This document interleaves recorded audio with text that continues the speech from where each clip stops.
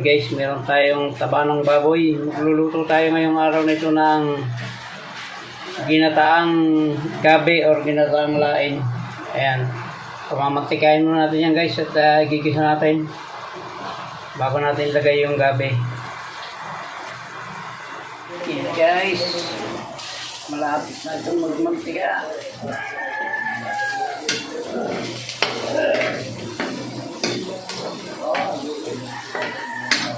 Gigisa muna natin yung ating mga sahog para mas tumalab yung lasa. Bago natin ilagay yung gabi at yung padalawang gata. Kaya lang muna natin magmantika yan.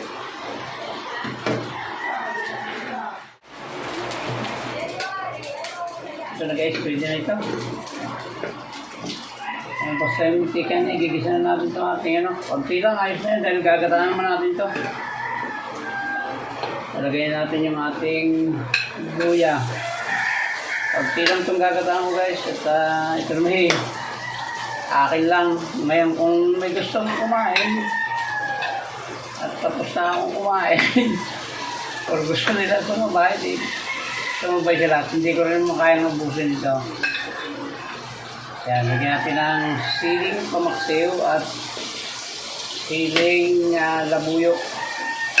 Buyas. Medyo marami sa buyas para masarap. Di tayo magsasama guys ng mga mapula yung balat na sipon at nakasampung pa yung rayuma. Tama naman na yan. Taba ng baboy at pinapa. Yan. Pili na yan.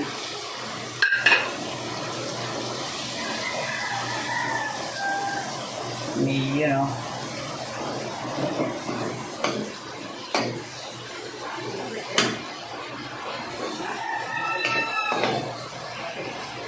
Tama naman yung sahog na yan. Ano pa eh. Masakit sa pa yung pansahog guys. Yung hipon at alimango na yan. Alimasag, masakit sa pa.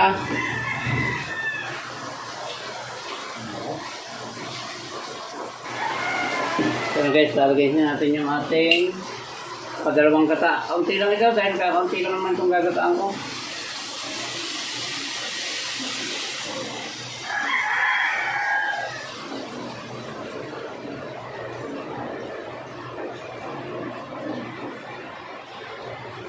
Yan.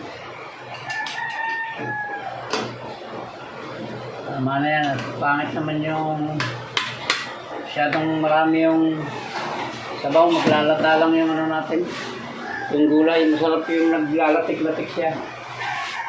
Kaya sasabayan natin guys yan yung ano, yung gabi.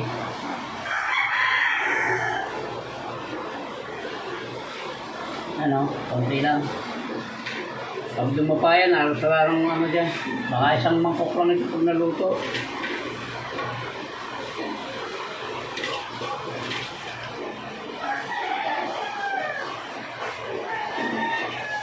Yan, yun na yan lahat.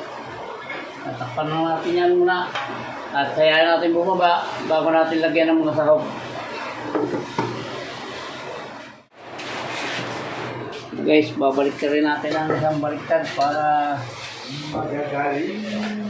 magpantay. Yung ilalim ay ilalagay natin sa ibabaw. Yan, tama lang yan. Kunti lang ang sabaw kasi ano, pangit naman yung masyadong masabaw. Kakaunti lang to guys. Pag naluto to, isang mangkok lang to o dalawang mangkok. Tatakpan natin ulit. Pero bago natin takpan ay lagyan na natin ng kaunting pampalasa. Lagyan natin ng paminta. Yan. Always yan guys, pag nagluto ako always yan. May paminta at bitchin. Lagyan na natin ito. Kakaunti naman na ito. Yan. Saka natin ulit tatakpan. At pagkaya rin ito, pagkaluto nito guys, ay magpiprito tayo ng katuwang niya. 2 piraso lang na matambaka.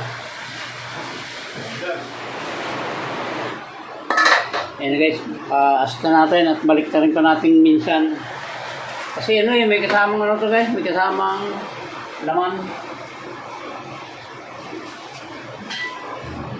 Tama naman na yan. Tapos babalik na rin natin ulit. Baka hilaw pa yung ano eh. Baka hilaw pa yung laman. May mangangat ito.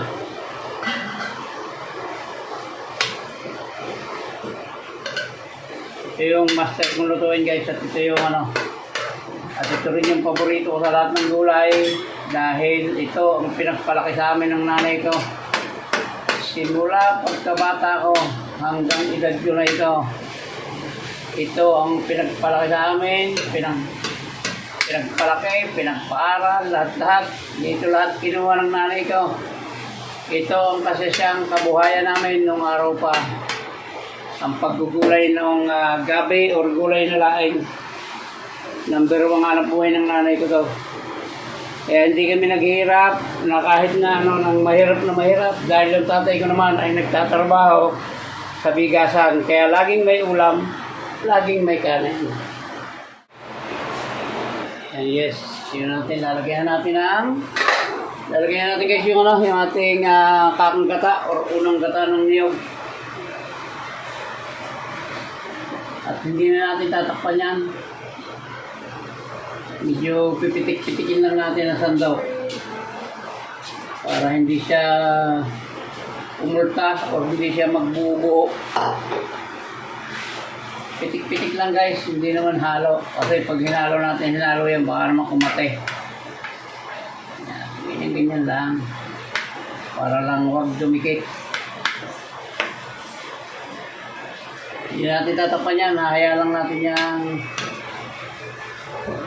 Pagka yung ano na, makikita natin maglalangis-langis na yan, ibig sabihin nun, okay na yan. Saka natin titikman, sabay papatayin na natin at magpiprito naman tayo guys ng 2 pirasong matambaka. Matambaka or tamarong. Ang isdang tama na, mali pa. Tamarong. Yan guys, yan lang natin muna yan na matuyo. Yan na guys, oh. Okay na yan. Luto na yan, ayan. Malapot na guys, oh. Tingnan nyo, langis-langis na yan sabaw niya. Masarap na yan guys. So ayan, pwede na yan. Ayan, muli po ay shoutout po sa buong Team Zombie, sa group ko at Team Zombie and friend, shoutout din. At sa lahat po ng mga friend kong mandaragat or mamamana at sa lahat po, lahat sa inyo, pakaibigan ko sa YT, ay shoutout sa inyo. Ayan, maya po konti ay tayo magpiprito naman ng isda at okay na po ito. Ayan guys, nakasalang na yung paborito nating kawali at magpiprito na tayo ng 2 pirasong ano ito guys, 2 pirasong matambaka. Yung may akin lang. Pantuwang lang ito guys dyan sa niluto kong ginataang gabi.